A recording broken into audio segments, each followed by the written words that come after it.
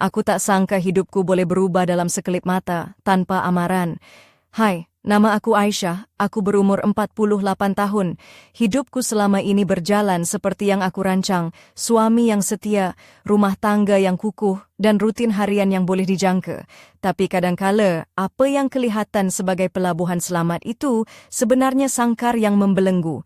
Ada suara kecil dalam hati yang aku cuba abaikan, suara yang memberitahu aku ada sesuatu yang hilang, sesuatu yang belum aku sedari.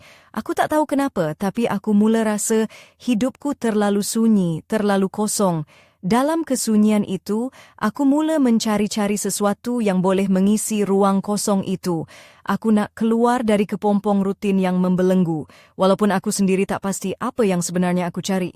Kisah ini tentang bagaimana aku, seorang wanita yang sudah hampir ke usia 50, terjebak dalam dilema hati yang membahagi antara kesetiaan dan keinginan yang tiba-tiba muncul. Kisah tentang bagaimana sesuatu yang kelihatan biasa boleh merubah segalanya. Semua bermula di sebuah perpustakaan lama di Pekan Kuala Kangsar, Perak, di mana aku mengambil keputusan untuk menjadi sukarelawan. Aku mencari tempat yang tenang, jauh dari rumah yang sunyi dan bisu, untuk menyibukkan diri dengan buku-buku lama dan kisah-kisah yang terlupa. Aku rasa itu adalah cara aku untuk melarikan diri dari kesunyian yang menyelubungi rumah tangga aku bersama suamiku, Hakim. Suatu petang, aku bertemu dengan lelaki itu di antara rak-rak buku yang berdebu. Dia bernama Farid, lelaki berumur 46 tahun, dengan rambut coklat gelap yang sedikit berantakan dan cermin mata nipis yang duduk di hujung hidungnya. Senyumnya yang tulus dan mata yang penuh dengan rasa ingin tahu membuat aku rasa seperti aku dilihat, bukan sekadar dilalui begitu saja. Mula-mula, aku anggap ini hanya persahabatan biasa, cuma seseorang yang memahami aku lebih daripada sesiapa pun. Tapi lama-kelamaan, pertemuan kami di perpustakaan berubah menjadi sesuatu yang lebih daripada sekadar berkongsi minat terhadap buku lama dan puisi klasik. Sentuhan-sentuhan kecil yang tidak sengaja, gelak tawa yang menghangatkan suasana, dan pandangan mata yang terlalu dalam mula menimbulkan rasa yang aku fikir sudah lama hilang dalam hidup aku. Rasa hidup, rasa dicintai. Aku pulang ke rumah dengan perasaan yang bercampur aduk. Suamiku, Hakim, hanya duduk termenung di depan televisyen, seperti biasa. Rumah kami, yang dulunya penuh dengan canda tawa kini, hanya tinggal keheningan yang menyesakkan.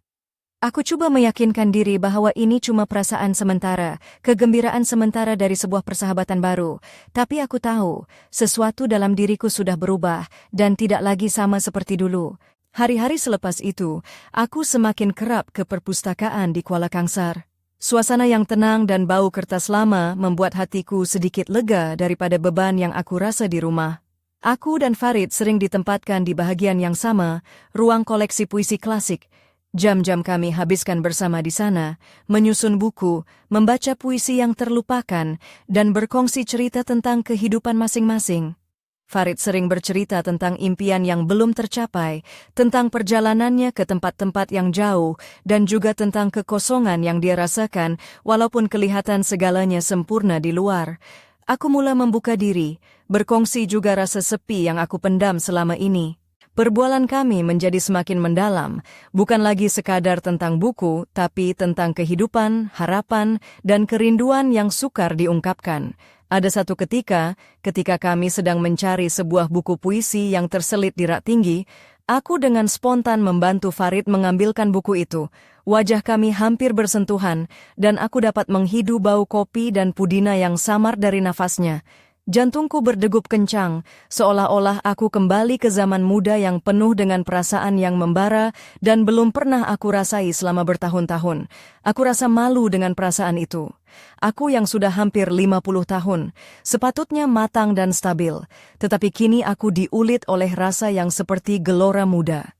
Aku coba mengingatkan diri bahwa ini hanya persahabatan biasa, tiada apa yang perlu dirisaukan. Tapi aku tak dapat nafikan, hati ini mula bergolak setiap kali berjumpa Farid, dan aku mula menanti-nantikan saat itu dengan penuh harapan. Di rumah, Hakim tetap seperti biasa. Dia sibuk dengan kerja dan sering menghabiskan malam menonton televisyen sendirian.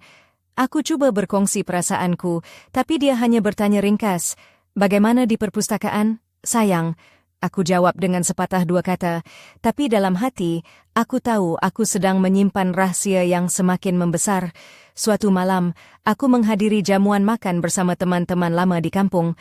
Hakim sibuk berbual dengan rakan-rakannya tentang kerja dan pelaburan, sementara aku duduk di sisi meja, memerhati suasana dengan perasaan kosong.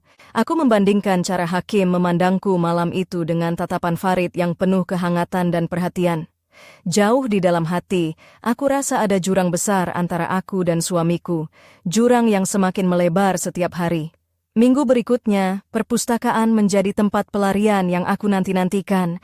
Hari hujan yang dingin itu menambah suasana intim ketika aku dan Farid selesai mengatur buku lebih awal dari biasa.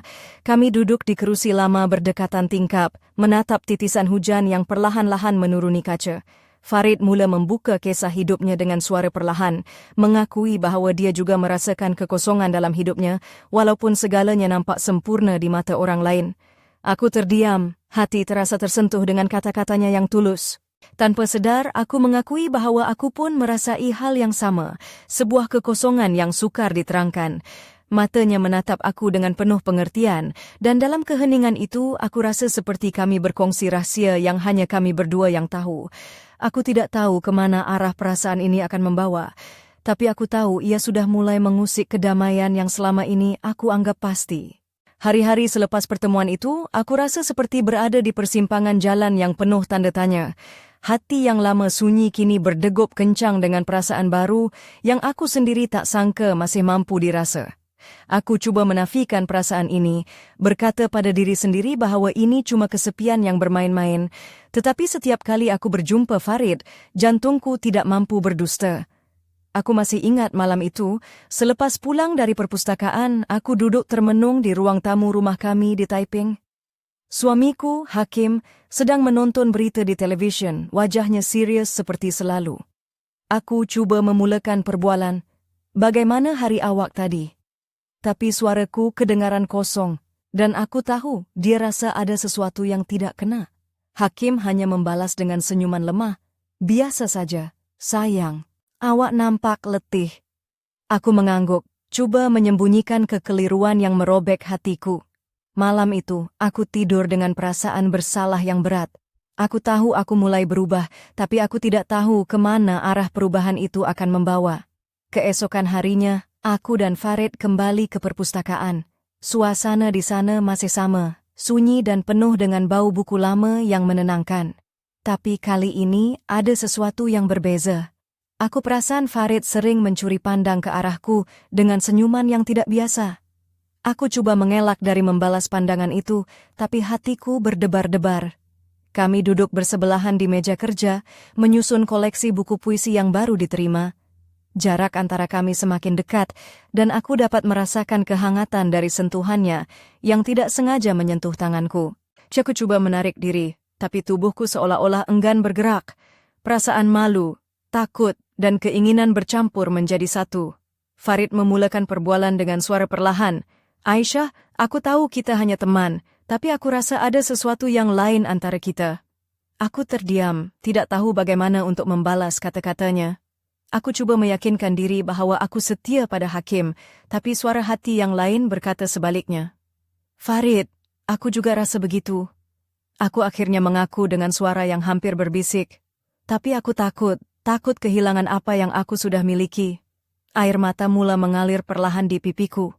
Aku bimbang tentang apa yang akan terjadi pada rumah tangga aku jika aku terus membiarkan perasaan ini berkembang. Farid menghulurkan tisu dan menggenggam tanganku dengan lembut. "Aku tidak mahu memaksa, Aisyah. Aku cuma mahu kau tahu bahwa aku di sini jika engkau perlukan seseorang untuk mendengar dan memahami." Sentuhannya membawa kehangatan yang aku rindui selama ini. Namun di saat yang sama, aku tahu aku sedang bermain dengan api yang boleh membakar segalanya. Hari-hari kami di perpustakaan semakin lama semakin bermakna, tapi aku juga mula merasakan jarak antara aku dan Hakim semakin jauh. Aku coba menyembunyikan semuanya, tetapi aku tahu rahasia ini semakin sukar untuk disimpan. Dalam diam, aku bertanya pada diri sendiri, adakah aku masih mampu memilih antara kesetiaan dan hati yang baru berdegup kencang? Hari-hari berikutnya menjadi semakin mencabar buat diriku. Aku tahu semakin aku mendekati Farid, semakin jauh pula aku dari Hakim, suamiku yang selama ini aku anggap sebagai pelabuhan hidupku. Suasana di rumah kami di Taiping semakin dingin, dan aku sering merasa seperti dua dunia bertembung dalam diriku. Suatu petang, aku dan Farid sedang mengatur koleksi buku di sudut perpustakaan yang jarang dikunjungi orang. Sinar matahari yang meresap masuk melalui jendela kaca mencipta bayang-bayang halus di antara kami. Farid memakai baju kemeja berwarna biru muda yang sedikit berkedut, rambutnya yang coklat gelap terurai agak acak-acakan, dan senyumnya yang lembut membuat jantungku berdegup kencang tanpa henti. Ketika kami hampir selesai, Farid tiba-tiba memegang tanganku dengan perlahan. "Aisyah, aku tahu ini salah, tapi aku tak boleh menafikan apa yang aku rasa," katanya dengan suara yang bergetar sedikit. Aku menelan air liur, merasakan kehangatan dari genggamannya yang lembut itu menusuk ke dalam jiwa. Aku memalingkan wajah, coba menahan air mata yang mulai menggenang. "Farid, aku takut." Aku mengaku dengan suara serak. Takut kehilangan Hakim, takut keluarga kami hancur, takut dengan akibat semua ini. Namun, di sebalik ketakutan itu, aku tidak dapat menafikan bahwa hatiku berdegup lebih kencang ketika bersamanya. Farid mengangguk, dan kami duduk bersebelahan di bangku kayu lama itu, membiarkan sunyi menyelimuti kami. Namun, keheningan itu tidak menyembunyikan perasaan yang begitu jelas terpancar di mata kami, perasaan yang telah lama terpendam, kini meletup tanpa mampu dibendung lagi. Aku pulang ke rumah dengan langkah yang berat. Hakim sedang duduk di ruang tamu, membaca surat kabar sambil menghirup secawan kopi panas. Wajahnya yang biasa penuh keprihatinan kali ini membuat aku merasa bersalah. Aku coba tersenyum, tapi senyumanku hanyalah topeng yang rapuh. Malam itu, aku duduk bersendirian di balkoni, menatap langit malam yang bertabur bintang. Angin malam menyapa lembut kulitku yang mulai basah oleh titisan air mata. Aku tertanya-tanya, adakah aku masih mampu mempertahankan rumah tangga kami? Atau adakah aku sudah terlalu jauh melangkah ke dalam labirin yang sukar untuk keluar? Perasaan bersalah dan rindu bercampur menjadi satu, membuat hatiku berperang tanpa henti. Aku tahu aku perlu membuat keputusan, tapi pilihan itu terasa seperti memegang dua bara api, sakit dan berbahaya. Ketika aku termenung, telepon bimbitku bergetar. Sebuah message masuk dari Farid. "Boleh kita jumpa? Aku perlukan masa untuk bercakap denganmu." Aku terdiam seketika, jantungku berdebar kencang. Apakah yang ingin dikatakannya? Adakah ini titik perubahan yang aku takutkan selama ini? Aku membalas dengan satu perkataan ringkas, "Baik." Malam itu, aku tahu bahwa hidupku tidak akan sama lagi selepas pertemuan itu. Dan aku mula merasakan bayangan-bayangan gelap yang mula menyusup masuk ke dalam kisah yang selama ini aku anggap sempurna. Malam itu, aku menunggu di sebuah kafe kecil di tepi Sungai Perak, tidak jauh dari rumahku di Taiping. Lampu-lampu kuning lembut memantul di permukaan air, mencipta suasana yang romantis dan tenang, tetapi hatiku bergejolak tidak menentu. Aku memakai baju kurung modern berwarna merah jambu lembut, dengan tudung satin yang aku lilit kemas, sedikit berkilau di bawah cahaya lampu. Kasut tinggi berwarna nude yang selesa aku pilih agar tidak mengganggu pergerakan, tetapi setiap kali aku melangkah, hatiku terasa berat. Farid tiba tidak lama kemudian, mengenakan kemeja putih yang terbuka sedikit di leher, rambutnya masih berantakan seperti biasa, dan senyumnya yang hangat membuat dadaku berdegup kencang. Game memediamnya di sudut kafe yang agak terasing, memberi kami ruang untuk berbicara tanpa gangguan. Dia memulakan perbualan dengan suara yang rendah dan penuh perasaan. "Aisyah, aku tahu kita sedang bermain dengan api, tapi aku tak boleh terus berpura-pura bahwa ini tidak bermakna sesuatu." Aku menunduk, coba mengawal air mata yang menggenang, kerana aku tahu dia benar. Apa yang kami rasakan bukan sekadar persahabatan biasa. Kami bercerita panjang lebar tentang impian yang belum tercapai, tentang kehampaan yang kami rasai dalam kehidupan masing-masing. Farid memberitahuku tentang keluarganya yang jauh dan hubungan yang renggang, manakala aku berkongsi tentang perasaan terasing dalam perkahwinan yang sudah kehilangan kehangatan. Ketika suasana mulai semakin intim, tangan Farid menyentuh tanganku perlahan, sentuhan yang menghangatkan tetapi juga membuat aku gentar. Aku tahu ini salah, tapi aku tidak mampu menafikan rasa yang mengalir di dalam darahku. Hati yang lama dingin kini kembali berapi. Tiba-tiba, Farid mendekatkan wajahnya dan bibir kami hampir bersentuhan.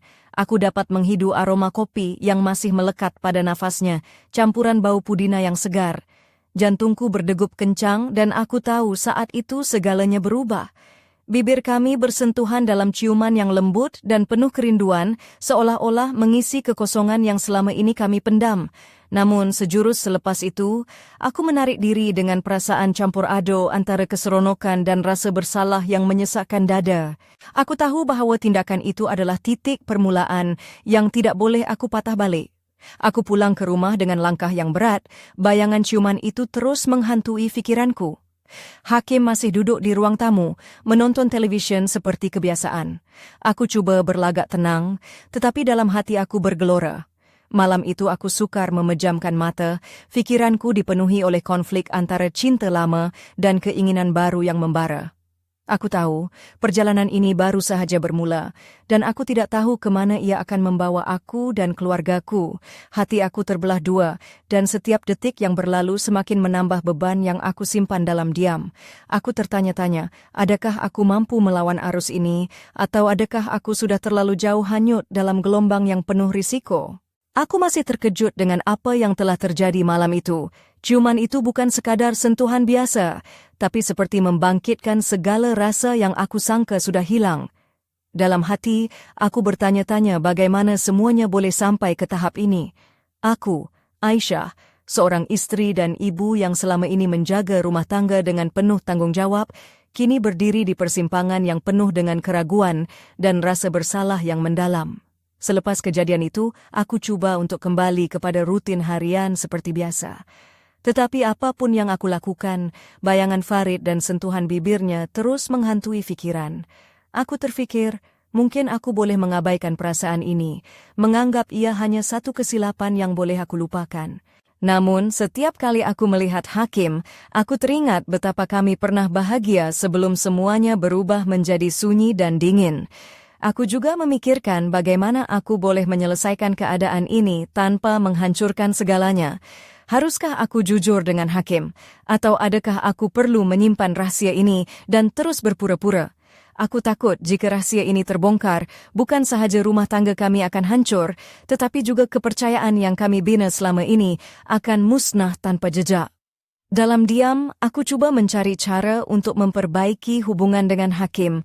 Aku cuba meluangkan lebih banyak masa bersama, cuba menyalakan kembali api yang telah lama pudar.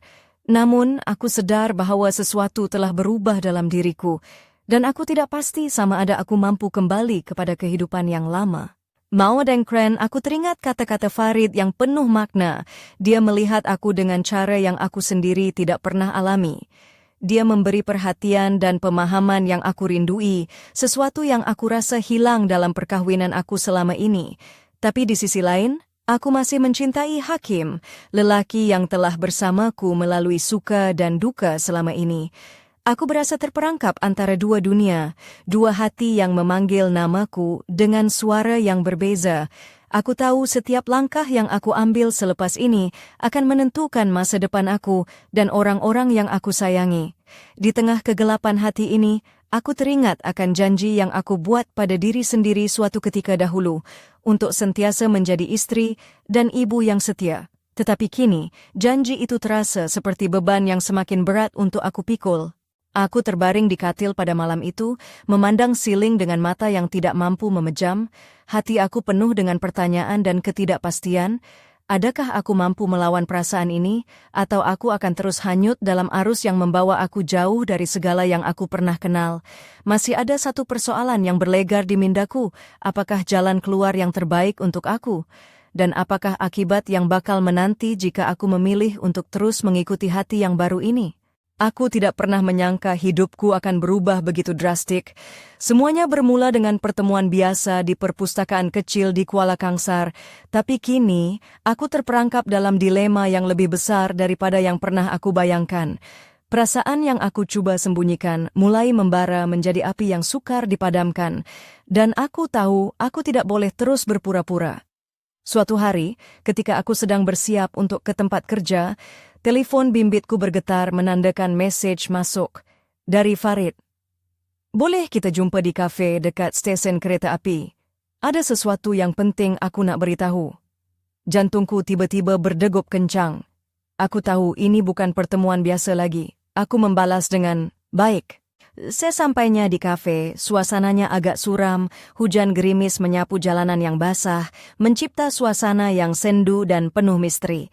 Farid sudah menunggu di sudut, mengenakan baju kemeja hitam yang menambah kesan serius pada wajahnya.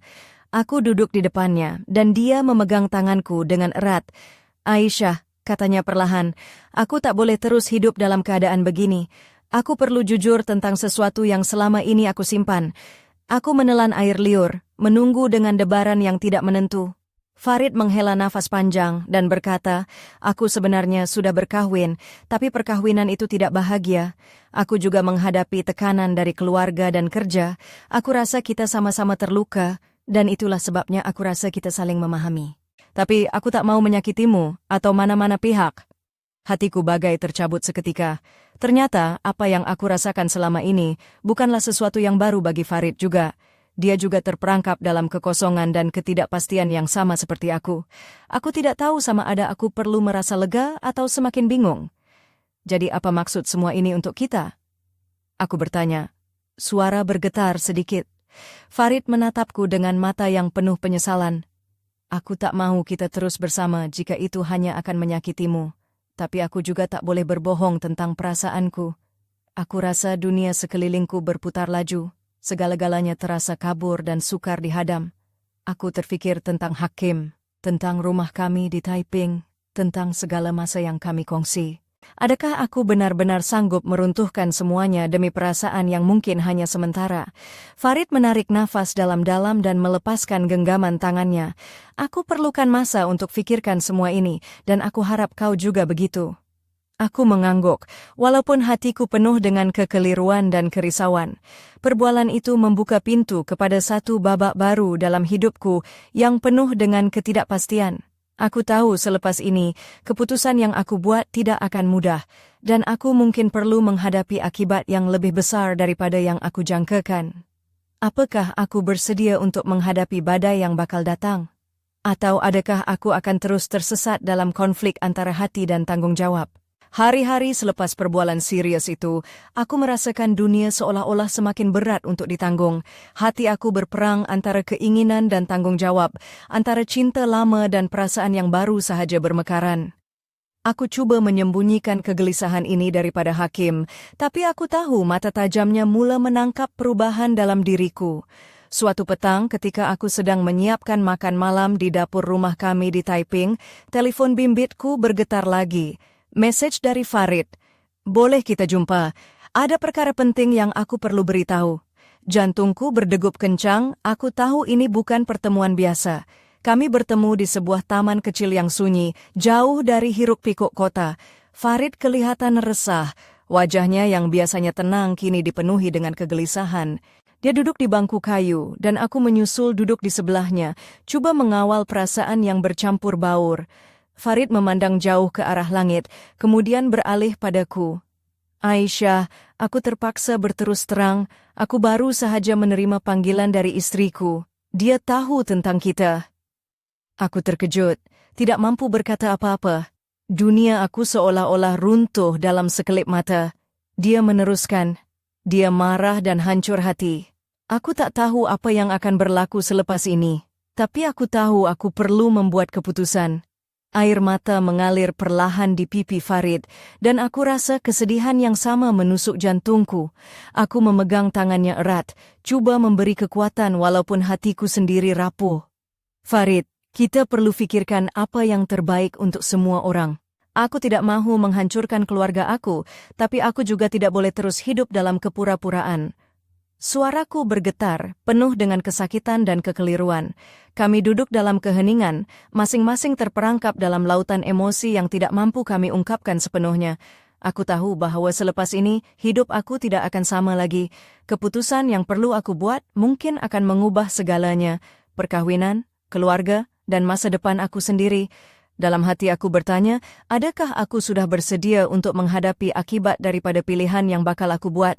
Atau adakah aku akan tersesat dalam kekalutan yang semakin membelenggu jiwa?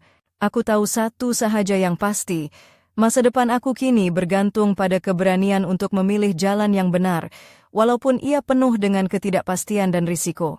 Ketegangan dalam hidupku mencapai puncaknya yang tak pernah aku bayangkan sebelum ini. Setiap detik yang berlalu terasa seperti beban berat yang menekan dada, membuat aku hampir patah semangat. Perasaan yang selama ini aku coba sembunyikan kini meledak seperti gunung berapi yang tidak mampu ditahan lagi. Aku, Aisyah, seorang wanita yang selama ini menjaga rumah tangga dengan penuh tanggung jawab, kini berhadapan dengan badai emosi yang membakar jiwa. Di rumah, suasana menjadi semakin dingin. Hakim mula menunjukkan tanda-tanda keraguan, matanya sering memerhati aku dengan pandangan yang penuh persoalan.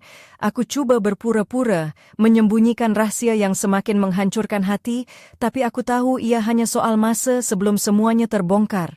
Rasa bersalah dan takut menjadi teman sejati yang tidak pernah aku harapkan.